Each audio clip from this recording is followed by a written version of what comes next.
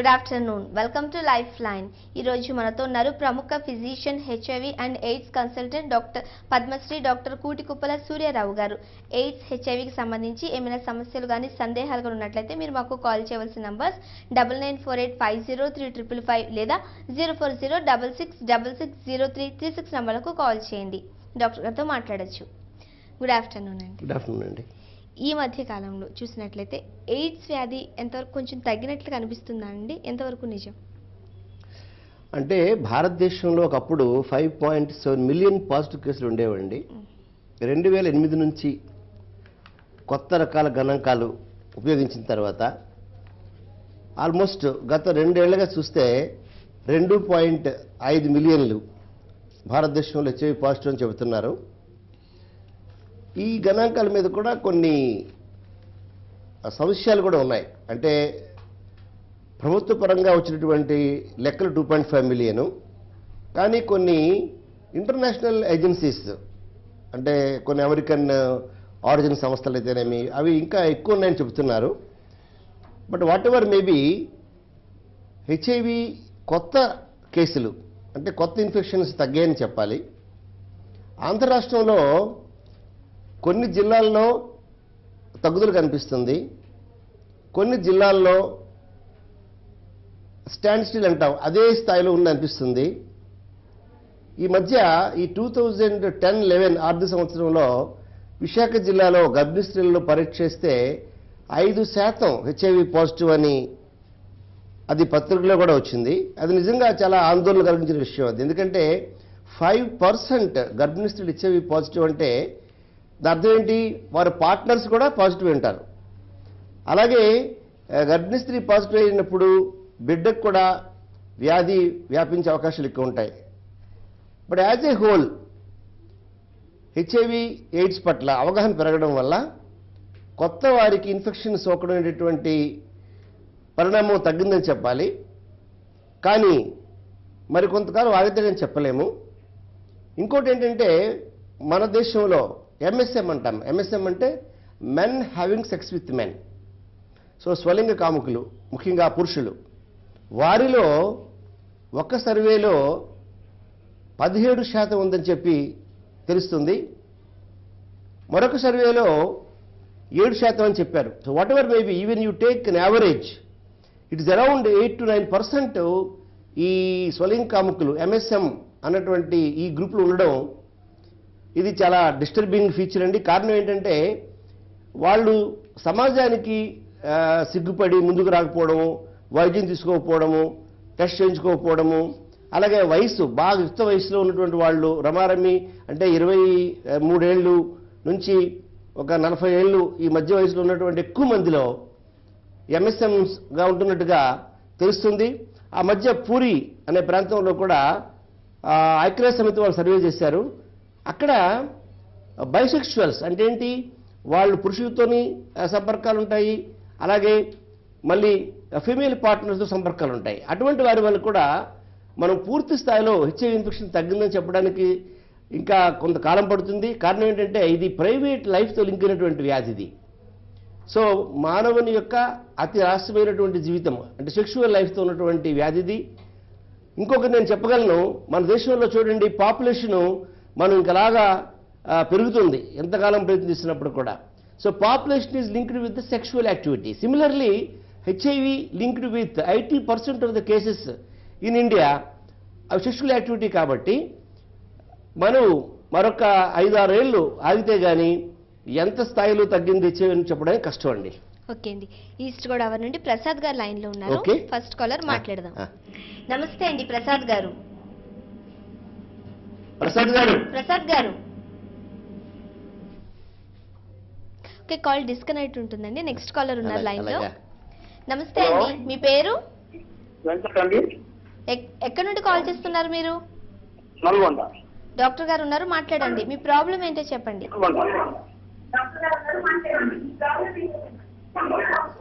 మీరు టీవీ చూస్తూ మాట్లాడకండి. టీవీ వాల్యూమ్ మ్యూట్ లో పెట్టి డైరెక్ట్ గా ఫోన్ లో మాట్లాడండి ప్లీజ్. ఓకే అండి. హలో డాక్టర్ గారు నమస్కారం అండి. నమస్కారం అండి. హలో చెప్పండి. నమస్కారం. సార్ ఇప్పుడు ఈ వస్తే మందులు ఉన్నాయని ఇప్పుడు అడ్వర్టైజ్మెంట్లు వస్తున్నాయి సార్. మెడిసిన్ ఉంది దీనికని, అది కరెక్టేనా సార్? అంటే హెచ్ఐవికి వ్యాపార ప్రకటన చేస్తున్న వారు ఎవరు మీరు చూడాలండి. మొదట ఆ వ్యాపార ప్రకటన చేసిన సంస్థ ఏమిటి?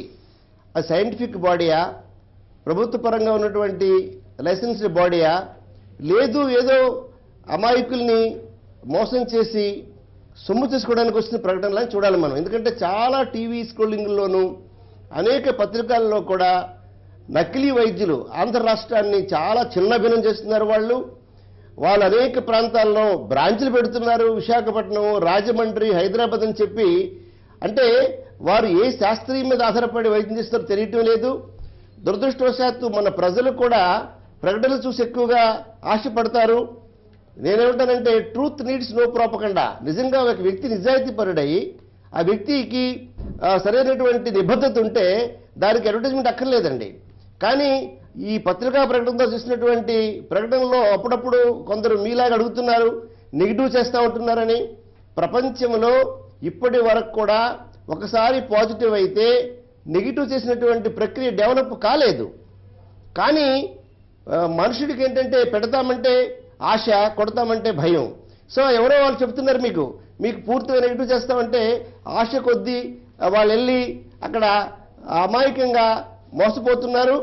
ఇప్పటి వరకు కూడా హెచ్ఐవి అనేటటువంటిది ఏఆర్టీ మందులు వాడిన వారిలో మాత్రమే అది పూర్తిగా అదుపులో ఉండి ఆరోగ్యం జీవనం సాగిస్తున్నారు.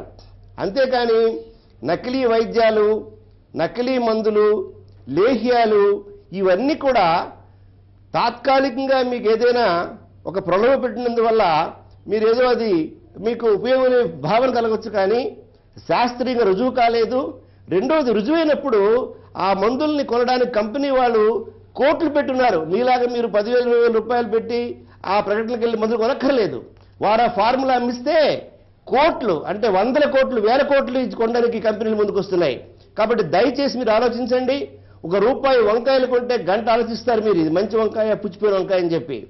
అలాగే మీరు వైద్యం దగ్గరికి వెళ్ళేటప్పుడు ఆయన క్వాలిఫికేషన్ ఏంటి, ఆయన ఏం చదువుకున్నాడు, ఆయన బ్యాక్గ్రౌండ్ ఏంటి, పాలిటెక్నిక్ ఫెయిల్ అయిపోయి ప్రకటించినటువంటి నకిలీ వైద్యులు కొందరైతే, మెట్రికులేషన్ ఫెయిల్ అయిపోయి ప్రకటించినటువంటి వైద్యులు మరికొందరు. కాబట్టి ప్రభుత్వ పరంగా కూడా దానిపై యాక్షన్ రావాలి. ప్రజలు చైతన్యవంతులు కావాలని కోరుతాను నేను.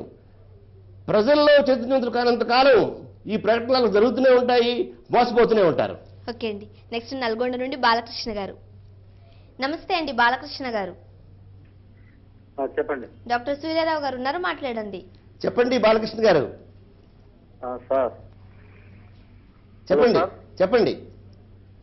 ఇక మా బ్రదర్ కు మొన్ననే వచ్చిందని 1.5 year అని చెప్పిండు. ఇంట్లో ఎవరు చెప్పలేదు. ఇంట్లో ఎవరు చెప్పలేదండి ఇట్లా అని భయపడి నాతోటే చెప్పిండు. మరి ఆయన ఎక్కడికి తీసుకురావాలి, ఎక్కడ కన్సల్ట్ కావాలి హాస్పిటల్ అని. అన్ని ప్రభుత్వ ఆసుపత్రుల్లో కూడా హెచ్ఐవిని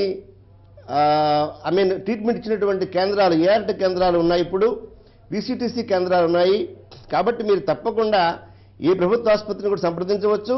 అలాగే ప్రైవేట్ రంగంలో కూడా నిష్ణాతులైనటువంటి వైద్యులు ఉన్నారు. మీరు తెలుసుకుని వైద్యం చేయించడం మంచిదండి. ఓకే అండి.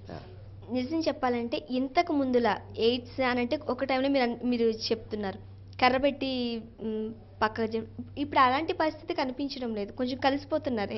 హెచ్ఐవి పేషెంట్ని కూడా నార్మల్ మెన్ గానే చూస్తున్నారు. దీనిపై మీరు ఏమంటారు? ఇంకా నేను ఐఎమ్ నాట్ హ్యాపీ అండి. నాకేమీ పెద్ద సంతృప్తి లేదు. ఏదో బయట నటన తప్ప ఇప్పుడు కూడా అనేక హాస్పిటల్స్లో హెచ్ఐవి పాజిటివ్ తెలితే వైద్యం చేయట్లేదు. ఇసి రాజ్యాంగం ప్రకారం మనకి జీవించే హక్కు ఉంది, వైద్యం పొందే హక్కు ఉంది. అటువంటిది అనేక హాస్పిటల్స్లో హెచ్ఐవి పాజిటివ్ గర్భిణీ స్త్రీని ఆ హాస్పిటల్ గేటు వద్దనే లోపల రానివ్వకుండా మరి పురుడు పోసినటువంటి సంఘటనలు మనం దేశంలో చూస్తూ ఉన్నాం. కాబట్టి ఈ స్టిగ్మా, వివక్ష ఉన్నంతకాలం ఈ దేశంలో హెచ్ఐవికి పూర్తి స్థాయిగా నియంత్రణ కానీ నివారణ కానీ జరగదు. అందుకనే ప్రపంచ ఆరోగ్య సంస్థ, ఐక్యరాజ్య సమితి 2011 ప్రపంచ ఎయిడ్స్ దినానికి ఒక నినాదాన్ని ఇచ్చాయి. ఏంటంటే 0 ఇన్ఫెక్షన్స్, అంటే కొత్తగా ఎవరికి హెచ్ఐవి ఇన్ఫెక్షన్ రాకూడదు. అంటే హెచ్ఐవి కొత్త ఇన్ఫెక్షన్ లేని సమాజం ఆవిర్భావం కావాలి. అలాగే జీరో స్టిగ్మా, వివక్ష లేనటువంటి, అంటే ఎయిడ్స్ అంటే వివక్ష లేనటువంటి రోజులు రావాలి. ఇక మూడవది ఏంటి, జీరో డెత్స్, ఎయిడ్స్ మరణాలు లేనటువంటి రోజు రావాలి. 2017 నాటికైనా ఈ ప్రపంచంలో ఎయిడ్స్ మరణాలు లేని, ఎయిడ్స్ వివక్ష లేని, ఎయిడ్స్ యొక్క ఈ అంటే కొత్త ఇన్ఫెక్షన్ లేనటువంటి ఆ సమాజం ఆవిర్భావం కావాలని చెప్పేసి ప్రపంచ ఆరోగ్య సంస్థ ఈ 2011 ప్రపంచ ఎయిడ్స్ దినానికి నినాదాన్ని ఇచ్చింది. కాబట్టి మీరు ఆశించినట్లు, ప్రజలు ఆశించినట్లు ఆ స్టిగ్మా లేని రోజు వచ్చిన రోజునే నిజంగా మనం ఎయిడ్స్ లేని సమాజాన్ని చూస్తామండి. ఓకే, నెక్స్ట్ గుంటూరు నుండి కుమార్ గారు. నమస్తే అండి కుమార్ గారు. కుమార్ గారు, మీరు టీవీ చూస్తూ మాట్లాడకండి, టీవీ వాల్యూమ్ మ్యూట్లో పెట్టి డైరెక్ట్గా ఫోన్లో మాట్లాడండి. ఓకేనండి. డాక్టర్ సూర్యారావు గారు ఉన్నారు, మీ ప్రాబ్లం ఏంటో చెప్పండి. నమస్కారం అండి. నమస్కారం కుమార్ గారు. నా పేరు కుమార్ అండి. నా వయసు 22 సంవత్సరాలు అండి. నేను పెళ్లి చేసుకుంటే పిల్లలు పుట్టే అవకాశం ఉందా లేదండి? మీ వయసు 22 సంవత్సరాలా? అవునండి. ఎందుకు అనుమానం వచ్చింది అసలు మీకు? నాకు ఎయిడ్స్ రోగం అవుతుందండి. ఎయిడ్స్ అని, ఎయిడ్స్ ఉన్నప్పుడు కూడా పిల్లలు పుడతారు. ఇంకోటి, ఎయిడ్స్ ఉన్నప్పుడు కూడా పిల్లలు కూడా పాజిటివ్ పుడతారని. కరెక్టే, అది ఒకప్పుడు సిద్ధాంతం అండి. ఇప్పుడు కూడా ఏంటంటే ఎయిడ్స్ ఉన్నటువంటి భర్త ఆయన స్పర్మ్ని పూర్తిగా వాష్ చేసేసి వైరస్ లేనటువంటి స్థాయికి తెచ్చినటువంటి చికిత్స కూడా మన దేశంలో లభ్యమవుతుంది వేళ. అలాగే ఎయిడ్స్ ఉన్నటువంటి వ్యక్తులు ఎవరైనా పిల్లలు కావాలనుకుంటే ఒక ప్రాజెక్ట్ మాదిరి, ఒక ప్రోగ్రామ్ మాదిరి వాళ్ళు ఏం చేయాలంటే ఆ భర్త యొక్క శరీరంలో అంటే రక్తంలో హెచ్ఐవి 30 కాపీస్ per ml కంటే తక్కువ స్థాయికి వచ్చినట్లుగా వైద్యం తీసుకోవాలి. ఆ రోజున అతను అలా ఉన్నప్పుడు ఆయన కాపురం చేస్తే భార్యకు వ్యాధి సోకదు, పుట్టబోయే బిడ్డకు వ్యాధి సోకదు. మేము మా సెంటర్లో రమారమి 70-80 దంపతులకి ఈ చికిత్సను ఇచ్చిన తర్వాత వారు నెగిటివ్ పిల్లలు పుట్టారు. అలాగే చాలామంది భార్యలకు కూడా హెచ్ఐవి వ్యాపించకుండా ఆపగలిగాము. కాకపోతే చికిత్స 5-6 మాసాలు వాడడము, అలాగే 9 నెలలు గర్భిణీ స్త్రీ ఉన్నప్పుడు మందులు వాడాలి. ఈ ఖరీదుని భరించలేక అందుకే నేను చాలాసార్లు ప్రభుత్వాన్ని కోరాను, హెచ్ఐవి వ్యాధిని ఆరోగ్యశ్రీలో పెట్టండి. ఇవాళ కిడ్నీ జబ్బులు ఉన్న వారికి ఆరోగ్యశ్రీ ఇస్తున్నారు మీరు, లేదా మరి గుండె జబ్బులకు ఆరోగ్యశ్రీ ఇస్తున్నారు, లేదా మరొక రకమైన స్కీమ్ ఇస్తున్నారు. హెచ్ఐవి రోగం కూడా అది ఏదో తూతూ మంత్రంగా జరిగే పని కాదు, దానికి కూడా ఖర్చు అవుతుంది. ఇవాళ పరీక్షలు కూడా 30,000, 40,000, నిజంగా జీనోమ్ టెస్ట్ చేయించుకోవాలంటే 10-15 వేలు అవుతుంది. మరి అలాగే వైరల్లో టెస్ట్ చేయించుకోవాలంటే 2-3 వేలు అవుతుంది. ఇవాళ కూలీనాలు చేసుకున్నటువంటి వాళ్ళు 2,000 రూపాయలు పెట్టి పరీక్ష చేయించుకోగలరా? అవి కాకుండా వైద్యం చేస్తే ఏంటంటే మనకి ఏదో ఒక ఫస్ట్ ఎయిడ్ చేసినట్టు అవుతుంది తప్ప అడ్వాన్స్డ్ ట్రీట్మెంట్ ఇవ్వాలంటే హెచ్ఐవి రోగులను కూడా ఆరోగ్యశ్రీలో పెట్టమని చెప్పి నేను కిరణ్ కుమార్ రెడ్డి గారిని కూడా ప్రత్యక్షంగా పరోక్షంగా నేను కోరుతున్నాను. అలాగే మీరు ఏమాత్రం అధైర్యపడకుండా మంచి కేంద్రంలో మీరు చికిత్స చేయించుకుంటే మీరు కాబోయే మీ భార్యకు వ్యాధి వ్యాపించదు, మీ బిడ్డకు వ్యాధి వ్యాపించదు, మీరు పిల్లల్ని కనొచ్చు, అందరిలాగే నార్మల్గా మీరు 70-80 ఏళ్ళు జీవించవచ్చు సరైన వైద్యం చేయించుకుంటే. నెక్స్ట్ ఈస్ట్ గోదావరి నుండి ప్రకాష్ గారండి. నమస్తే అండి ప్రకాష్ గారు. నమస్తే మేడం. డాక్టర్ గారు ఉన్నారు, మీ ప్రాబ్లం ఏంటో చెప్పండి. నమస్తే డాక్టర్ గారు. నమస్కారం ప్రకాష్ గారు. నాకు అన్ఎక్స్పెక్టెడ్ గా 2008లో హెచ్ఐవి అటాక్ అయిందండి.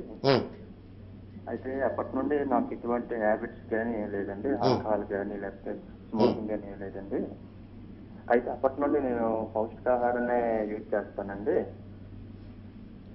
హలో, చెప్పండి. అయితే నేను 1 year బ్యాక్ నుండి ఇమ్యూనైజ్ అనే క్యాప్సూల్స్ యూజ్ చేస్తానండి. ఏంటి పని చెప్పండి. ఇమ్యూనైజ్ టాబ్లెట్స్ యూజ్ చేస్తాను. అయితే కొన్ని సందర్భాల్లో దీనివల్ల CD4 పెరుగుతుంది, మళ్ళీ డౌన్ అవుతుంది సార్. నాకు ప్రెజెంట్ అయితే 305 అంత ఉంది సార్. మీ వయసు ఎంతండి? నా వయసు 32 years సార్. మ్యారేజ్ అయిందా? మ్యారీడ్ అయ్యింది సార్. ఓకే, అంటే ఒక్క CD4 మీద ఆధారపడి వైద్యం చేయడం శాస్త్రీయం కాదండి. మీరు వైరల్లో టెస్ట్ చేయించుకోవాలి. వైరల్ లోడ్ మీకు 50 కాపీస్ per ml కంటే తక్కువ ఉంటే మీరు ఎంతకాలమైనా ఆరోగ్యంగా జీవిస్తారు. ఇటీవలే CDC అట్లాంటా అమెరికాలో అత్యున్నతమైనటువంటి పరిశోధన సంస్థ. వారు ఏం చెప్పారంటే the median life span of HIV positive is 80 years. అంటే సగటు హెచ్ఐవి రోగి ఈవేళ అధునాతన వైద్యం తీసుకుంటే 80 ఏళ్ళు జీవిస్తాడని చెప్పి వాళ్ళు నిరాటంకంగా తెలియజేస్తున్నారు. కాబట్టి మీరు మీ విషయంలో ఇమ్యునైజ్ మాత్రలు వాడినందువల్ల CD4 సంఖ్య గణనీయంగా పెరిగే అవకాశాలు ఏమీ లేవు. కాకపోతే సపోర్టింగ్ డ్రగ్ అది. మీకు ఎప్పుడు మీ వైరల్ లోడ్ తగ్గించుకోవాలి కాబట్టి పౌష్టికాహారం తీసుకున్నంత మాత్రాన వ్యాధి తగ్గదు. అది కూడా సపోర్టివే. వైరస్ని చంపే మందులు వాడాలి, వైరస్ యొక్క రిప్లికేషన్ని ఆపే మందులు వాడాలి.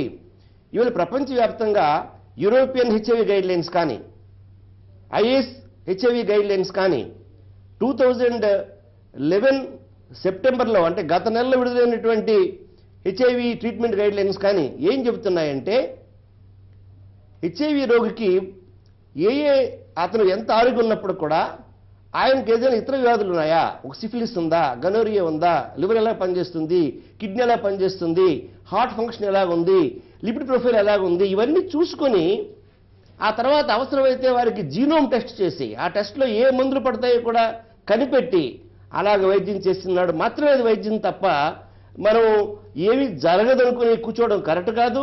వైరస్ బాగా పెరిగిపోతే యువకుల్లో కూడా పక్షవాతం రావడం, యువకుల్లో కూడా హార్ట్ అటాక్స్ రావడం, అలాగే బ్రెయిన్ టీబీకి గురైపోయి కోమాకి వెళ్ళిపోవడం, ఫిట్స్కి వెళ్ళిపోవడం, ఈ చాలా ప్రమాదాలు జరుగుతున్నాయి. మందులు వాడితే ఎంత హాయిగా క్వాలిటీ లైఫ్ లీడ్ చేయొచ్చో మందులు వాడకపోయినా ఉదాసీనతతో నాకేం కాదు అని కూర్చున్నా ప్రమాదం పొంచి ఉందన్న విషయాన్ని మీరు మర్చిపోవద్దు. ఓకే అండి, నెక్స్ట్ కాలర్స్తో మాట్లాడే ముందు ఒక షార్ట్ బ్రేక్ తీసుకుందాం. లైఫ్ లైన్లో ఇప్పుడు ఒక షార్ట్ బ్రేక్.